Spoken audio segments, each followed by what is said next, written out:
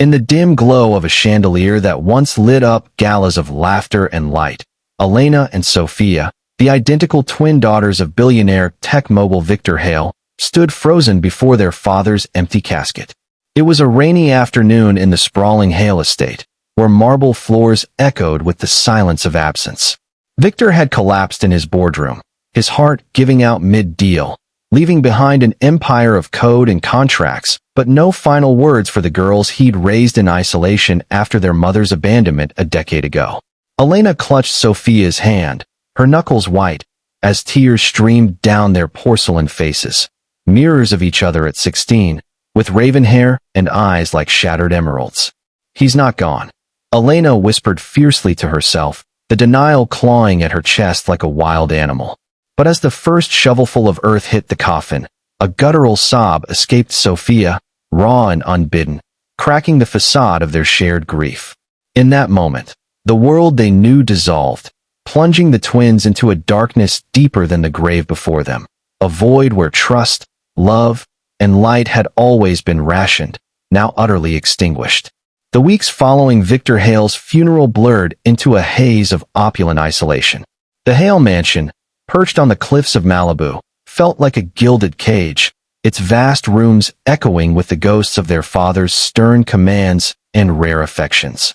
Elena and Sophia, now the reluctant heiresses to a fortune they neither wanted nor understood, retreated into their shared suite on the top floor, a sanctuary of silk drapes and antique dolls that mocked their fragility. At 16, they were mirror images of poised perfection, slender frames, sharp cheekbones inherited from their absent mother, and eyes that had once sparkled with the promise of endless privilege. But now, those eyes were dulled, rimmed with the red of sleepless nights. Denial wrapped around them like a suffocating blanket. "Daddy's just away on business," Elena would murmur each morning, forcing a smile as she adjusted Sophia's hair in the vanity mirror. "He'll call soon, like always." Sophia nodded, her voice a fragile echo. "Yeah, he'll fix everything." They avoided the lawyer's calls, the stacks of documents detailing the empire's fractures. Victor had been so consumed by his work that his will left them vulnerable to corporate vultures. The twins clung to routines. Breakfast in the sunroom overlooking the crashing waves, where they'd pretend the salt air carried his voice. But beneath the pretense, pain festered, a silent storm brewing in their chests. One evening, as twilight bled into the ocean, the facade cracked. Sophia wandered into the library, Victor's domain of leather-bound tomes and flickering computer screens. She traced her fingers over his desk, where a half-finished note lay. "To my girls, forgive me for..." The words trailed off, unfinished. A sob tore from her throat, and she sank to the floor, clutching the paper like a lifeline. Elena found her there, curled in a ball amid scattered files. "Soph, stop it," Elena snapped, her voice laced with desperation. "He's coming back. We can't feel this." But as she knelt beside her twin, the weight pressed down. The betrayal of a father who built walls instead of bridges, who showered them with wealth but starved them of warmth after their mother fled with a lover, leaving them at 6 with promises of return that never came. The pain deepened that night. Unable to sleep, the twins slipped out to the cliffside path, the wind whipping their nightgowns. "Why did he leave us like this?" Sophia whispered, her voice breaking. "We were his everything, but he made us feel like nothing." Elena's denial shattered then. Tears flowed freely as she admitted. "He was always gone, even when he was here. And Mom, she chose someone else over us." They collapsed against each other, the ocean's roar mirroring their inner turmoil. Waves of grief crashed over them. Memories of birthday parties attended by nannies, school events missed for mergers, the hollow ache of being seen but not truly known. Their isolation drew concerned glances from the staff, but no one breached the walls. Until Marcus. He was the new groundskeeper, a black single father in his late 30s, hired quietly after Victor's death to tend the sprawling gardens that had fallen into neglect. Marcus arrived one misty morning, his truck laden with tools, his 6-year-old daughter, Lila, peeking from the passenger seat with wide, curious eyes. Widowed young, Marcus had taken the job for stability, his calloused hands a testament to years of quiet resilience. He spotted the twins from afar, watching them from the balcony like wilted flowers, and something stirred, a paternal instinct honed by raising Lila alone after her mother's illness. That afternoon, as rain pattered on the greenhouse roof, Marcus found Sophia attempting to prune roses, her hands trembling.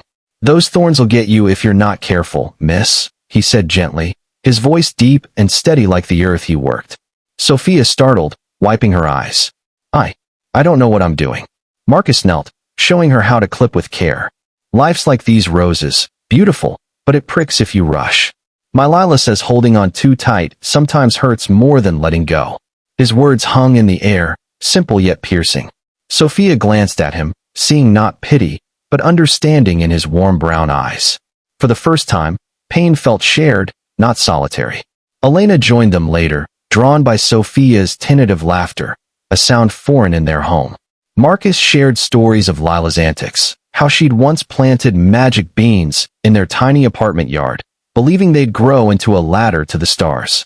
The twins listened, rapt, as he spoke of loss without bitterness, his wife's fading smile, the nights he'd rocked Lila through fevers. "Pain don't define you, girls. It's what you plant after that blooms." As he left for the day, waving goodbye with Lila's tiny hand in his, a spark ignited in Elena, a flicker of warmth amid the chill. But the pain lingered, a heavy fog, as they returned to their suite. That night, internal dialogue swirled. Why does a stranger see us when Dad never did? Sophia wondered. Maybe we're not invisible, Elena thought, the first small victory in acknowledging their hurt. Yet denial's shadow loomed. Healing was a distant shore, and the waves still pulled them under. Months passed like seasons in the Hale Gardens, slow, deliberate, with Marcus's presence weaving threads of light into the twins' tapestry of sorrow. The mansion, once a mausoleum of memories, began to breathe again. Elena and Sophia, no longer hiding in their suite, ventured into the world Marcus tended, the herb garden where basil whispered of renewal, the orchard where apples hung heavy with promise. At 17 now, the twins' features softened, their eyes gaining depth from the trials etched upon them. Reflection became their quiet companion, replacing the raw edges of pain with thoughtful introspection. Mornings found them with Marcus and Lila, who became an unexpected bridge. Lila, with her bouncy curls and infectious giggle, toddled between them, her small hands grasping theirs during story time under the oak tree. "Tell us about your wife," Sophia asked one day, her voice tentative as they weeded the flower beds. Marcus paused, dirt smudging his forearms, and shared fragments. "She was my sun, taught me love ain't about perfection, but showing up every day." His stories weren't sermons, but mirrors, reflecting the twins' losses back at them. Elena, ever the protector, watched Lila chase butterflies and thought, Dad showed up for deals, not us. But Marcus, he shows up for her, for us. Internal whispers grew. What if we could be that for each other? Pain's grip loosened through these interactions, giving way to reflection's gentle probing. One stormy evening, as thunder rattled the windows, the twins confronted the estate's lawyer in the study. Victors will reveal betrayals, shares diluted by secret loans, their inheritance a battleground. "He trusted no one, not even us," Elena said, voice trembling. Sophia nodded, tears welling. "We were his blind spot." Marcus, overhearing as he fixed a leak, entered with hot cocoa for all. "Blind spots happen when we look outward too much," he said softly, settling Lila on his knee. "My wife used to say, turn the mirror inward.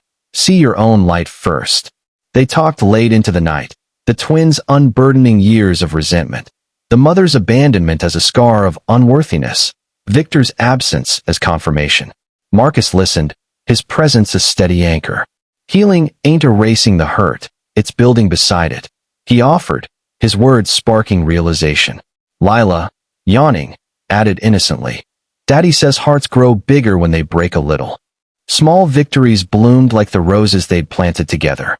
Elena took coding classes online, channeling her father's legacy into something personal, an app for connecting lost families. Sophia journaled under the stars, her entries shifting from rage to gratitude. "Marcus isn't Dad, but he sees our darkness and brings his light." Their bond deepened, no longer denying their pain. They reflected on it as fuel. One afternoon, Lila fell from a low branch, scraping her knee. The twins sprang to action, Sophia cleaning the wound, Elena distracting with a song. Marcus watched, pride swelling. "Y'all got healer hearts," he said. In that moment, personal growth unfurled. The twins realized their worth wasn't in wealth, but in the warmth they could give, mirroring the man who had mended them. As summer waned, the twins stood on the cliffside, the same spot of their breakdown, now with Marcus and Lila beside them. The ocean, once a symbol of turmoil, sang of possibility. "We've been in darkness so long," Elena confessed, "but you showed us we can choose light." Marcus smiled, hugging Lila close. "Nah, you had it in you all along. I just reminded you." Reflection turned to resolve. The twins embraced their journey, wounds no longer chains but chapters.